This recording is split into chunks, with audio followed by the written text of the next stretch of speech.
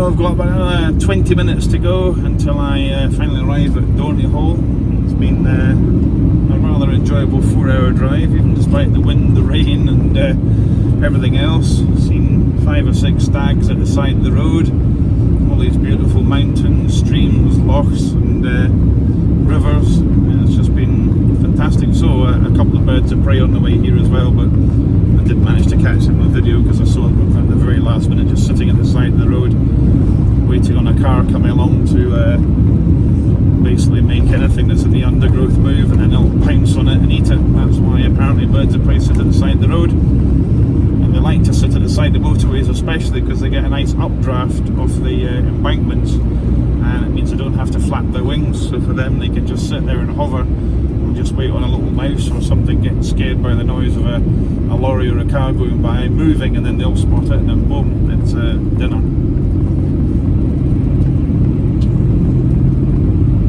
So I like watching the occasional wildlife programme, especially David Attenborough, one of Britain's true gems. One of the few people that people listen to as far as climate change is concerned. When he starts talking that we're talking about mass extinction of all life on Earth, I think people really will sit up and take notice, because he does so much for the animals and for educating people into the plight of various species at the moment. I really can't understand why we hunt animals to extinction. It's just ridiculous, it really is. And even places like you see on the WWF adverts on TV, you've got snow leopards up in the Himalayas, like miles away from anybody, and yet they're endangered because people hunt them, particularly for the Chinese market. China, I'm afraid, is very guilty of many things, and of course at the moment they're very much in the headlines due to the latest virus to come from China. I think it's time that the Chinese government really sorted out their health issues and their animal husbandry and all the rest of it, so that we don't get so many pandemic viruses that came out of China. This is just another one, but they seem to be becoming more and more deadly as time goes on. So I'm afraid, China, you're not very popular with me because you're responsible for the death of lots of rhinos and lots of other animals where you crush up various bits of their bodies and call it Chinese medicine. Well, I'm afraid, sorry, but I just don't think that's right. And at the rate you're going, there won't be any animals left to cut up and crush into little bits and put into Chinese medicine. So I'm afraid, China, you ain't very popular with me at the moment, and as one of the world's most polluting countries. I think it's time you put your house in order. But maybe this latest scare in China will actually force some action from the Chinese government, because I think inaction is now inexcusable, and I don't think they can possibly not do anything about it now. I mean, it's going to become such a big problem in China. I mean, it's such a huge population that the death toll could amount to hundreds of thousands if it really takes a grip and spreads all over China, and it could potentially kill hundreds of thousands of people worldwide. So I don't think it's good publicity for them. So I think that something maybe at long last will be done. But I don't know why other governments, I mean, from around the world, don't force countries like particularly Brazil and other countries in South America from cutting down all their rainforests, and in Indonesia, Borneo, cutting down all the native forest there so you can produce palm oil to put in bloody soap and stuff like that. Oh my goodness, look at this lot. What have we got? Goats? Yeah, goats on the road. Well, there's a first. Oh, a wee baby one as well. Some quite big looking ones there. Aye, so it's amazing what you see on a trip out to Dornie Hall. Aye, so you know, I think that's my political statement of the day, is that it's time that the world's governments really start to do something about stopping the murder of elephants and other animals that are very much endangered. I think one of the countries in South Africa, I remember reading it in a book or on TV, it was one or the other, they have now started shooting poachers. They don't give them a warning shot now, shot dead on sight. And strangely enough, guess what? They don't have any poachers anymore. Either because they've been killed or because they know that they're not going to just be arrested and put in jail. They know that they're going to get shot dead. And to be honest, I think people that shoot animals, that's a very, very good thing to do with them. I've always said the best thing you can do with hunters is put them on an island, give them a gun, say may the best man win, and then leave all the animals alone. I don't know, I think it's just wrong that people have the right to kill something else that's living, you know, just because we're people and they're an animal. I'm afraid, sorry, but I don't agree with that. And I have a bit of a conflict in my mind when it comes to eating meat, because I do love a rare steak, I have to say. And I don't have so much of an issue with eating animals for the sake of having to eat them, but killing them for so-called sport, I disagree with. I don't think it's sport in any shape or form. How can an animal that doesn't have a gun or anything else possibly win against someone with a telescopic sight with a high-powered rifle who's been practicing for donkey's years to shoot them?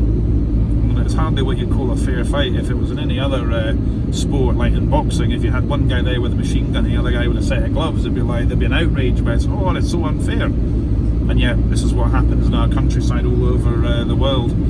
Animals just get brushed aside because either people want to shoot them for so-called sport, or like in the palm oil industry in Borneo, you've got all these orangutans having all their native forests cut down, and any orangutans that get found, they just kill them, and it's just so wrong. Sometimes I feel like going out there with a high-powered rifle and start shooting all the people that are doing this, because to be honest, I think that would be a very good thing to do, and I think that would certainly cause some change. It might cause me to go into jail for life, but it's something I feel very strongly about. I just don't like animal cruelty at all. So anyway,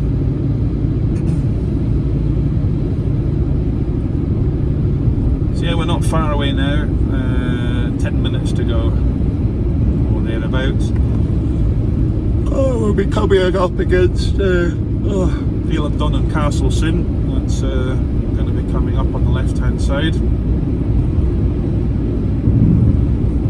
One thing I have to say about my nice Nissan NV400 van is it has an enormous fuel tank, and rather than paying £1.39.9 a litre for fuel, I paid £1.20. So 19 pence a litre, so that's £1 a gallon I'm saving by buying it on my fuel card and by buying it actually more local to me in Bathgate. I actually bought it at Motorway Services, but I've got a fuel card that gets me all my fuel at £1 a litre, so it's a good saving to have. If you do a lot of mileage, it's definitely worth doing.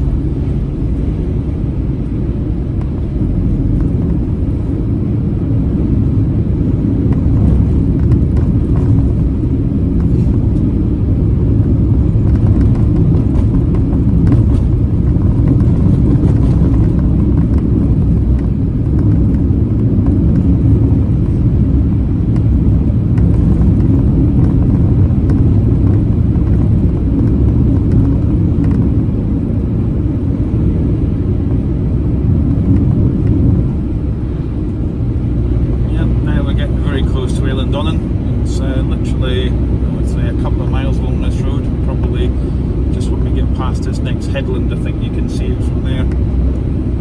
It's certainly very soon, it's just kind of the next bay along from where we are at the moment. And this lock on the left side of us is a sea lock, as you can see by the seaweed. You won't be able to see, but I can, because I'm higher up. So one restricting thing about taking videos is, particularly when you're driving, is that in a fixed position I can see so much more, and tell you about it than what you can actually see on the camera. You see mainly the road, but quite a bit of other bits. In fact, here we go. Eilean Donan is definitely coming up around this corner very soon. Because I remember this bit because there's a place that I stopped the last time and took some video standing up on top of this big rock, and that's on the next corner. So.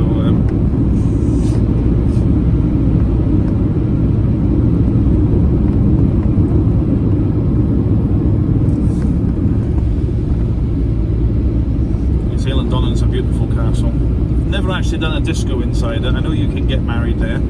So anyone that's out there who's having a wedding at Eilean Donan, if you need a DJ, you know who to call, because I would love to be your DJ. Now I can just see Eilean Donan in the distance now. As we go around this corner, you might well be able to see it on the left. So here we go. It's just hiding in behind the barriers at the moment. You might just get the glimpse of the very, very top of it. Stunning place. Luckily I've caught it in daylight. The last time I came along it was all floodlit in red and it looked absolutely amazing. So you might just see it off on the left hand side of my camera now.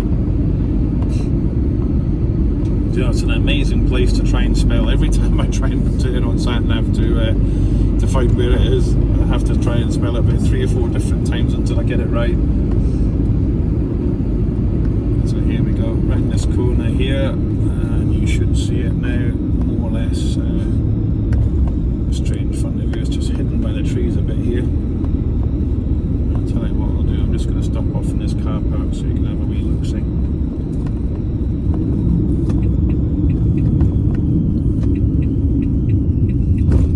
Okay, here we go. This is Eilean Donan, which you're going to see right there. It is absolutely beautiful place. So I'll just do a quick turn here and then go back out.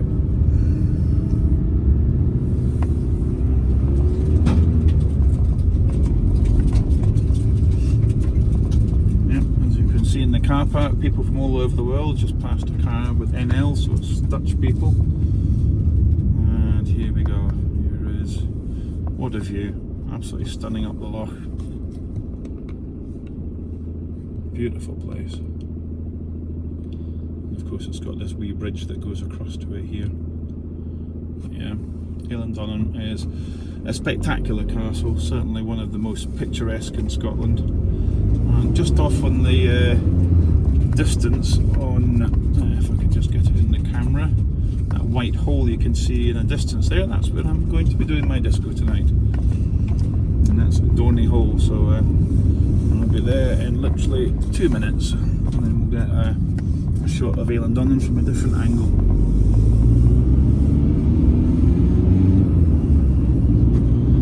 So I'm in plenty of time. I don't start till 7:30 tonight, so I've got here at 4:45, so I'm over 3 and a bit hours early, so I can set up my disco in a very leisurely manner, get everything absolutely spot on and get ready to do my gig. So here we go. Here's the hole here on the left, this white building here, and I think Ricky, the guy that's the groom who I'm doing the party for, I think that's probably his car that's there at the moment. Certainly walking across towards it, so fair chance.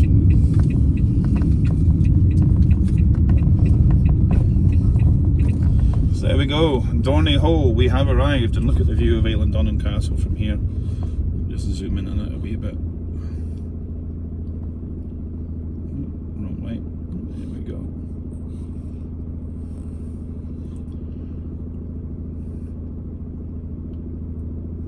Pretty stunning.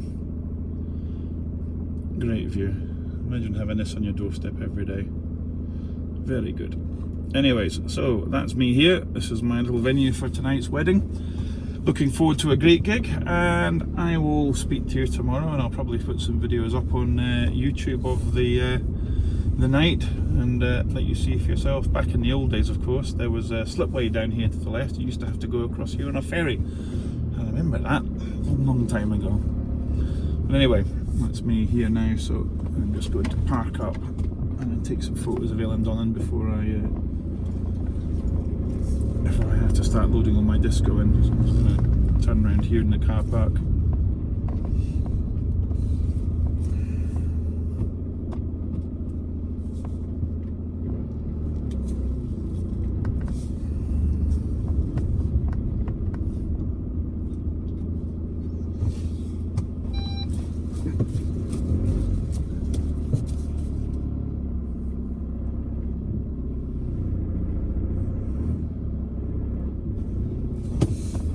Amazing views here. If you look over the back of the bridge there, you'll see a nice little jagged mountain across in the distance.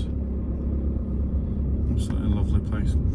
Anyways, right, I better get on to work and I will speak to you later. I hope you enjoyed all my videos today, and have a wee look on my YouTube channel. I'm sure I'll find some more for you. Speak to you soon. Cheers, bye.